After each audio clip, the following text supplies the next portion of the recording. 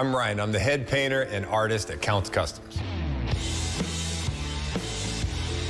I really love to work on motorcycles. In one of the most unspoken exits in reality television history, Ryan Evans, the soft-spoken mastermind behind the breathtaking paint jobs on Counting Cars, disappeared without a trace, leaving fans puzzled, concerned, and desperate for answers. It wasn't a dramatic walk-off or a sensational scandal splashed across tabloid headlines. No, this was something quieter, eerier, and far more unsettling. One episode, he was there, hunched over a tank, airbrush in hand, meticulously layering ghost flames with surgical precision.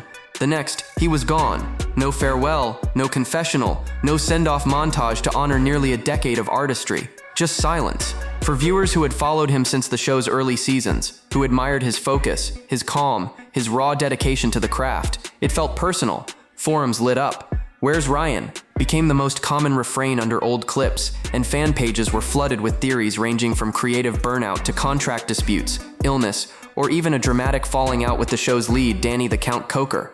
But the most chilling part, Counting Cars never addressed it. The show moved on as if nothing happened. The shop kept running. The crew kept smiling. But something fundamental had shifted. The rhythm felt off. The pulse behind the polish was missing. Ryan wasn't just another cast member. He was the soul behind the shimmer, the artist who transformed metal into memory. While Danny brought rock and roll flair, Ryan brought the depth. The contrast was what made the show tick. And with one half of that dynamic suddenly absent, longtime fans couldn't help but feel the void. The man who once let his paintbrush do all the talking had now let his absence speak volumes. So what really happened to Ryan Evans? Why did the man who never chased the spotlight suddenly vanish when the lights were brightest? And is he truly gone, or simply working in the shadows, far from the cameras that once adored him? Tonight, we begin an in-depth look at the mystery that's lingered for years. Stay with us as we trace Ryan's rise, disappearance, and the silent legacy he left behind. Long before the roar of V8 engines and the hiss of airbrush compressors filled his days, Ryan Evans was just a quiet kid with a fascination for anything on wheels and a sketchpad never far from reach. Born in Los Angeles but raised all over the globe thanks to his military family background, Ryan grew up absorbing cultures and styles like a sponge. From skateboarding the sun-scorched streets of Southern California to scrawling flame patterns in the margins of school notebooks, he was already crafting his own world of rolling canvases before he could even drive. His early days were filled with movement. Texas, Illinois, even Germany during his father's stationing abroad, but it was always the steady pull of motion, design, and machines that grounded him. By the time most teens were thinking about college or trade school, Ryan was elbow-deep in custom paint mixes, building his reputation through local garages, swap meets, and word-of-mouth praise. Las Vegas, the hotbed of automotive eccentricity and creative risk, eventually called to him like a neon-lit mecca. He arrived with little more than a compressor, a steady hand, and a style that spoke louder than words ever could. Unlike many of his peers, Ryan never chased fame. In fact, he resisted it. He wasn't interested in making a name. He was interested in making something beautiful. Local builders soon took notice. The balance in his designs, the way he told stories through subtle fades and perfectly placed lines, set him apart. Paint for him was more than finish. It was identity, emotion, and legacy. Those who worked with him knew he was different. He didn't boast. He didn't seek credit. He let the work talk. And eventually, it was that quiet brilliance that would catch the attention of a man who was the exact opposite, Danny the Count Coker. Their paths crossed not through a casting call or audition, but through raw mutual respect and a shared obsession for turning old metal into something unforgettable. What began as a few collaborative projects would soon evolve into a defining partnership on national television. But Ryan wasn't aiming for the screen. He just wanted to paint. And that decision, that instinct to stay grounded while the world got louder, would ultimately define the legacy he built and foreshadow the way he'd eventually step away from it all. It wasn't destiny. It wasn't fame hunting, and it definitely wasn't scripted. Ryan Evans' path to Counting Cars began the way all genuine collaborations do, in the quiet corners of a shared obsession. In the mid-2000s, Las Vegas was buzzing with custom car energy, and while Danny the Count Coker was making sporadic appearances on Pawn Stars and building his brand as a rock and roll car savant, Ryan was gaining quiet acclaim among locals as a painter who could do with color what most couldn't do with chrome. The moment their worlds collided happened not in front of a camera, but under the fluorescent hum of a garage bay, where Shannon Ikaw, one of Danny's most trusted mechanics, first spotted Ryan's airbrush work at a regional bike show and insisted Danny check him out. Danny didn't need convincing. One look at Ryan's ghost flames and razor-edge fades told him everything. Here was someone who didn't just apply paint. He summoned emotion, movement, and character with it. Danny brought Ryan into Count's Customs not as a performer but as a technician, a craftsman. His first few jobs were supposed to be behind the scenes, limited to painting and prep, but something unexpected happened. As the cameras rolled for the first season of Counting Cars, producers noticed something rare, a man who without even speaking stole the frame. His steady hands, his monk-like focus, his refusal to play to the lens, it was real, raw, and mesmerizing. They kept the camera on him longer.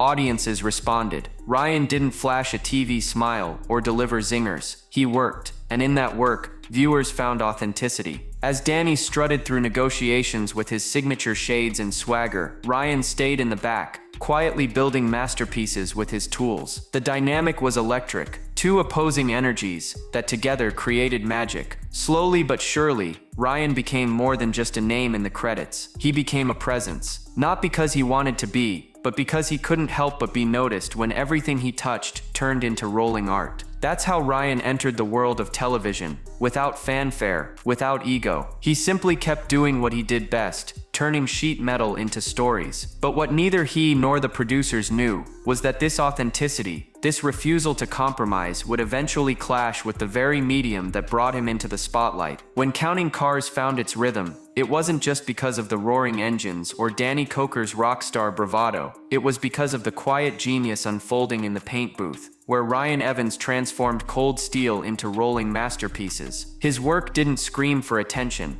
it commanded it. With each stroke of his airbrush, Ryan layered in character, meaning and soul, making every build not just a project, but a piece of living art. He wasn't there to entertain, he was there to create. And as the seasons progressed, it became crystal clear. The artistry was what made the show different from every other garage-based reality series. Viewers came for the builds, but they stayed to watch Ryan fade ghost flames so perfectly, they looked factory-born, or blend candy paint, so rich it shimmered like velvet under shop lights. Whether he was hand-striping a vintage Harley tank, or detailing a low-rider with skulls that felt almost alive, Ryan's hands told a story far more powerful than any scripted drama ever could. The showrunners took note, and soon episodes began centering more around the paint process. Close-up shots of mixing pigments, peel-off reveals of intricate tape lines, and slow pans across freshly cleared panels that gleamed like glass. Merchandise sales reflected his influence too. Flat-billed hats, flame-patterned hoodies, and prints of his most famous builds flew off the shelves. But with rising popularity came rising pressure. Behind the scenes, the demand for faster turnarounds and more camera-friendly moments began to creep in. Projects that once took weeks were expected to be completed in mere days to meet production schedules. Still, Ryan pressed on,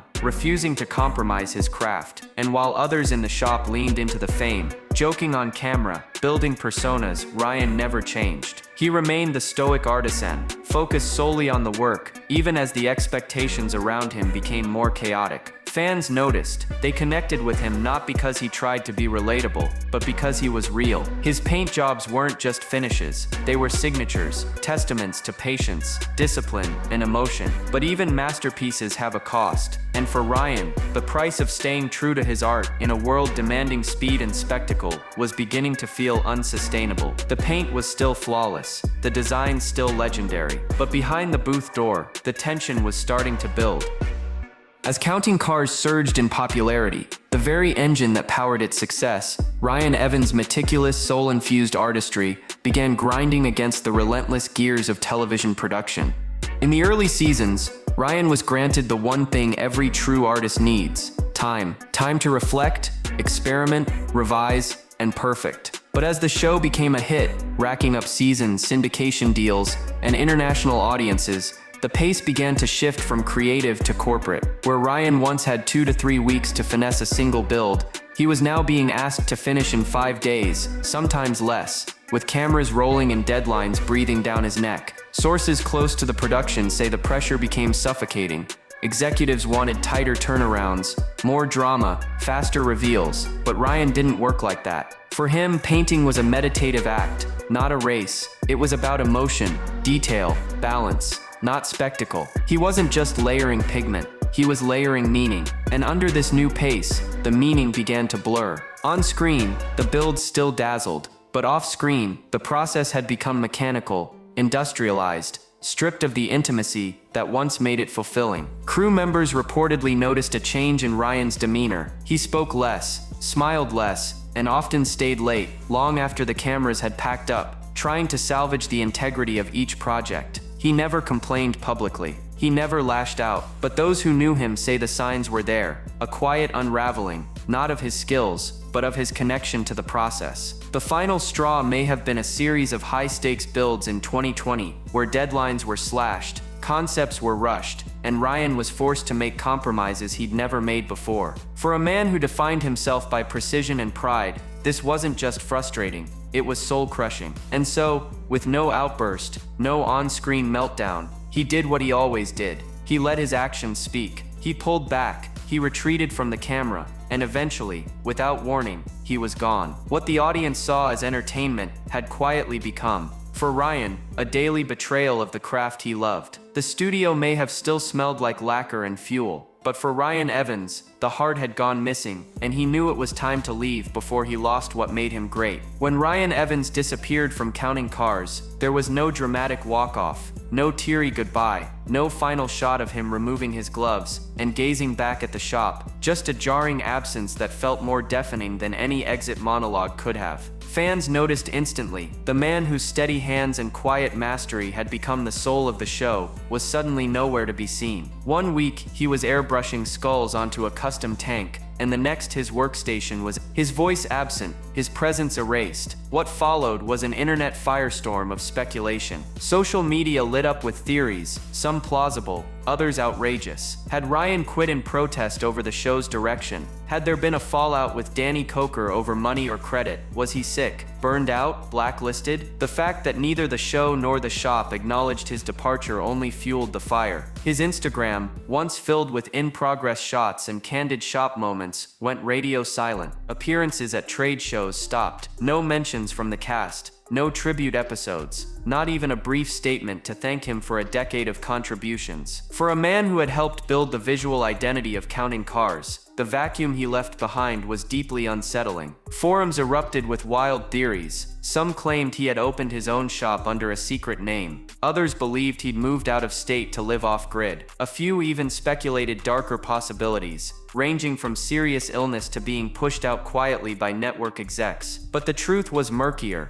and far more in line with Ryan's character. People close to the Vegas car scene began to whisper that Ryan was fine. He hadn't disappeared from painting, just from the spotlight. He was still in town, still working, just no longer answering to the tempo of television. For Ryan, the silence wasn't avoidance. It was protection. The man who had built a reputation on speaking through his work had chosen once again to let absence say what words couldn't. But in an industry built on exposure, that silence was interpreted as mystery. And mystery, when paired with devotion, breeds myth. Ryan Evans, once a quiet craftsman on a noisy show, had become an enigma. And the longer the show stayed silent, the louder the rumors grew. What had really happened behind the scenes? And why, after building so much, had he walked away without a word?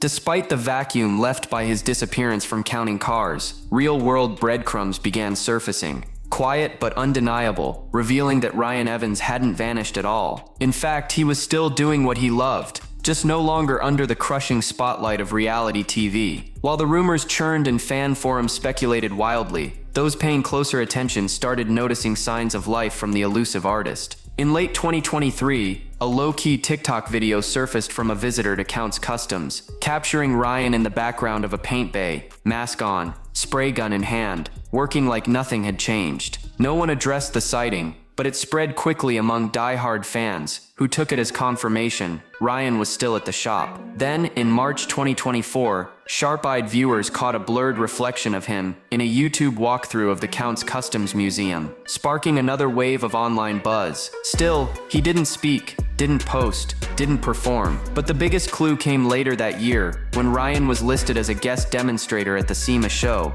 the nation's most prestigious automotive trade event. There, he hosted a private paint demo for FBS fine line tape, showcasing a new flame blend technique that left attendees stunned. While press coverage was minimal, at Ryan's own request, it confirmed once and for all that he hadn't stopped creating. He had simply stopped performing. Insiders close to the shop confirmed what many had already guessed. Ryan hadn't left Count's Customs on bad terms. He still collaborated on special builds. He just opted out of the cameras and chaos. The shift wasn't personal, it was principled. He refused to bend his craftsmanship to meet television's deadlines, and rather than force himself into a mold that didn't fit, he quietly stepped back to preserve the integrity of his work. Even Danny the Count Coker, in a rare interview, hinted that Ryan was still around and still considered family. The lack of fanfare wasn't an insult, it was respect. Ryan never wanted a stage, he wanted freedom, and in that freedom, he reclaimed his art. It wasn't the return fans had imagined,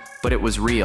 It was Ryan, and that was enough. After stepping back from counting cars, Ryan Evans didn't just walk away from television. He reclaimed his life, redefined his pace, and rediscovered what painting truly meant to him without the suffocating weight of deadlines or the ever-present hum of production crews. While fans waited for an official statement or hoped for a surprise return, Ryan was quietly rebuilding something far more valuable than a television persona: autonomy. In the quieter corners of Henderson, Nevada, he set up a small private studio, no flashy signs, no public hours, where he resumed taking on highly selective commission-based projects. These weren't just paint jobs for profit, they were deeply personal works that resonated with his values. Some were tributes, some memorials, some built purely for the sake of aesthetic experimentation. Clients had to submit concepts, emotional meaning and intent, because for Ryan, if the story behind the metal wasn't compelling, he simply wouldn't take the job.